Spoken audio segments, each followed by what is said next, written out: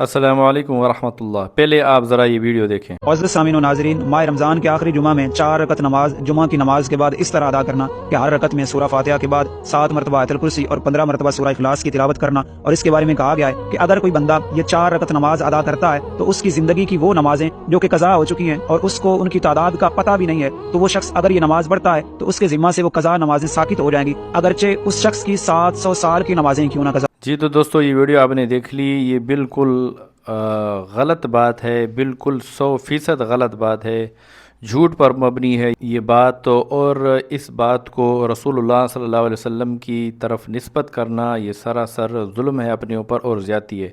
इस हवाले से रसूलुल्लाह सल्लल्लाहु अलैहि वसल्लम ने इरशाद फरमाया कि जो शख्स मुझ की तरफ एक बात मंसूब करे जो मैंने ना कही हो, तो आप सल्लल्लाहु अलैहि वसल्लम ने इरशाद फरमाया कि वो शख्स अपना ठिकाना जहन्नम के अंदर बनाए। तो जो शख्स इस तरह की रिवायात पेश करता है, इस तरह की दलीलें पेश करता है, वो शख्स रसूलुल्लाह सल्लल्लाहु अलैहि वसल्लम पर मनगढ़ंत हदीस को मंसूब करता है। इस तरह के आदमी का ठिकाना सिर्फ़ और सिर्फ जहन्नम के अंदर होगा। आप सल्लल्लाहु अलैहि वसल्लम से ग़ज़वा खंदक के मौके पर नमाज़ें क़ज़ा हुईं, तो आप सल्लल्लाहु अलैहि वसल्लम ने फिर उन नमाज़ों की क़ज़ा की।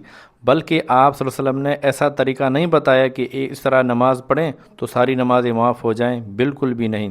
इसी तरह ये बात ना कुरान में है, ये बात न हदीस में है, और ये बात जो इसने कही है, जो उसने तरीक़ा बताया है क़ज़ाए उम्री की नमाज़ों का, न सहाबा से ये साबित है। किसी भी सहाबी ने इस तरह का अमल नहीं किया कि ये 4 रकात नमाज़ पढ़ी हो और सूरह फातिहा के बाद आयतुल कुर्सी पढ़ी हो जैसे कि इसने बताया है, और तमाम नमाज़ें माफ़ हो जाएं। ये बिल्कुल गलत बात है। तो अभी मैं आपको तरीक़ा बताता हूँ कि अगर आपकी कई नमाज़ें क़ज़ा हुई हों, 5 साल की नमाज़ें, 6 साल की नमाज़ें, 7 साल की नमाज़ें, जितने सालों की नमाज़ें क़ज़ा हुई हों, तो आप जब उन नमाज़ों की क़ज़ा करें तो उन नमाज़ों की क़ज़ा इस तरह करें।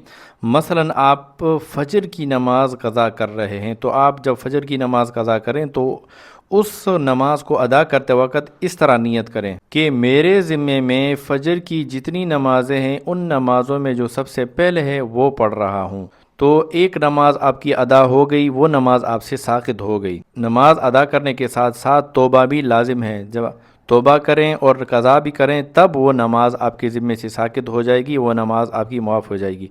इसे एक नमाज आपकी अदा हो गई।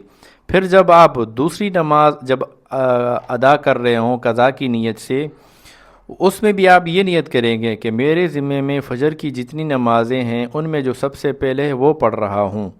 दूसरी नमाज को अदा करते वक्त, क़ज़ा करते वक्त यही नियत करें, क्योंकि जब आपने पहली नमाज अदा की वो आपके ज़िम्मे से साक़ित हो गई। फिर जब आप तीसरी नमाज अदा कर रहे होंगे क़ज़ा की नीयत से फ़जर की, उसमें भी आप यही नियत करेंगे कि मेरे ज़िम्मे में फ़जर की जितनी नमाज़ें हैं उनमें जो सबसे पहले है वो पढ़ रहा हूँ।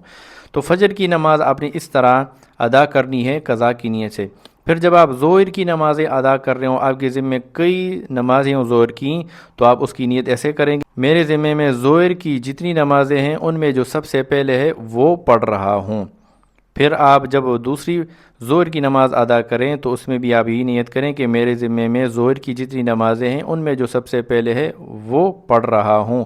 क्योंकि जब आप इस तरह नियत करेंगे तो जो आपकी पहली नमाज़ है वो अदा हो गई, तो लिहाजा वो नमाज़ आपकी साक़ित हो गई, वो आपके ज़िम्मे ही नहीं। तो लिहाजा दूसरी ज़ोहर की नमाज़ की अदा करते वक्त यही नियत करेंगे जो मैंने आपको बता दी। इसी तरह असर की इसी तरह नियत करेंगे, मगरिब की, इशा की। दूसरी बात याद रखें कि जब आप इशा की नमाज़ अदा कर रहे हों क़ज़ा की नियत से, तो इसके साथ साथ 4 फ़र्ज़ इशा के भी अदा करेंगे और 3 रकात वितर भी अदा करेंगे, क्योंकि वितर भी वो ज़िम्मे से साक़ित नहीं होते, माफ़ नहीं होते। तो ये तरीक़ा था